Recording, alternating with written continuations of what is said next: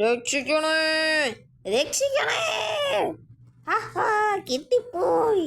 Hello, Vettan ചേട്ടയും കുട്ടൻ ചേട്ടനെയും കണ്ടിട്ട് കുറെ കാലമായല്ലോ.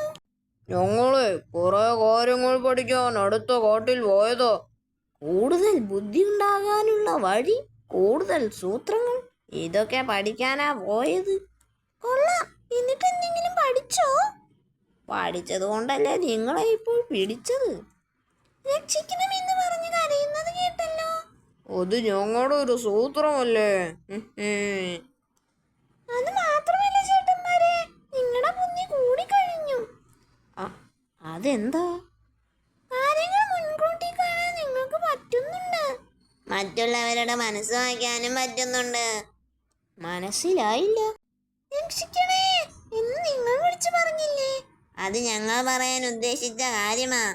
നിങ്ങൾ വിളിച്ചാൽ ഞങ്ങൾ രക്ഷിക്കണേ എന്ന് കരഞ്ഞേനെ. പക്ഷെ ഞങ്ങൾക്ക് മുമ്പേ നിങ്ങൾ തന്നെ അതും പറഞ്ഞു കരഞ്ഞു. അതായത് നിങ്ങൾ ഞങ്ങളുടെ മനസ്സ് വായിച്ചു. ഞങ്ങൾ കരയാൻ പോകുന്ന കാര്യം നിങ്ങൾ മുൻകൂട്ടി അറിഞ്ഞു. അത് ശരിയാ. കുറച്ചുകൂടി പരിശീലിച്ചാൽ നിങ്ങൾ ഭയങ്കര ബുദ്ധിമാന്മാരാകും. എങ്ങനെ പരിശീലിക്കുക? കുറച്ചു നേരത്തേക്ക് ഞങ്ങൾ പറയേണ്ട കാര്യം നിങ്ങൾ പറയണം. നിങ്ങൾക്ക് പറയാനുള്ളതൊക്കെ ഞങ്ങളും പറയാം. അങ്ങനെ കുറച്ചു നേരം പറഞ്ഞാൽ ബുദ്ധി ആദ്യം ഉഗ്രനാകും. എന്നാ പിന്നെ തുടങ്ങാം. ശരി. തന്റെ ബുദ്ധി സമ്മതിച്ചിരിക്കുന്നു. അതേ കുത്ത, നീയും ആളൊരു എടുക്കാൻ തന്നെ. ഇതെല്ലാം നിങ്ങൾ പറയാൻ നോക്കുന്ന കാര്യങ്ങളാ.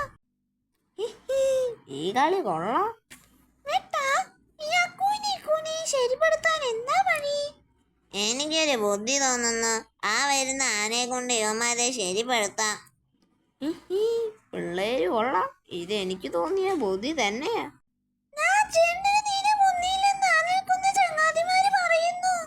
പോയി രണ്ടിനെ ശരിപ്പെടുത്തു ചേട്ടാ. ആഹാ വേട്ടാ, ഞാൻ ഇത് തന്നെയാ പറയാൻ ഉദ്ദേശിച്ചത്. ഓർക്കോടാ എന്റെ ബുദ്ധി സംശയം. ആനയ്ക്ക് നമ്മളത്രയും മുന്നില്ലാത്തത് കൊണ്ടാ ചേട്ടന്മാരെ. നിങ്ങൾ പറയേണ്ട കാര്യമാ ഞങ്ങൾ പറഞ്ഞതെന്ന് മനസ്സിലാക്കാനുള്ള ബുദ്ധി അങ്ങേർക്കില്ല.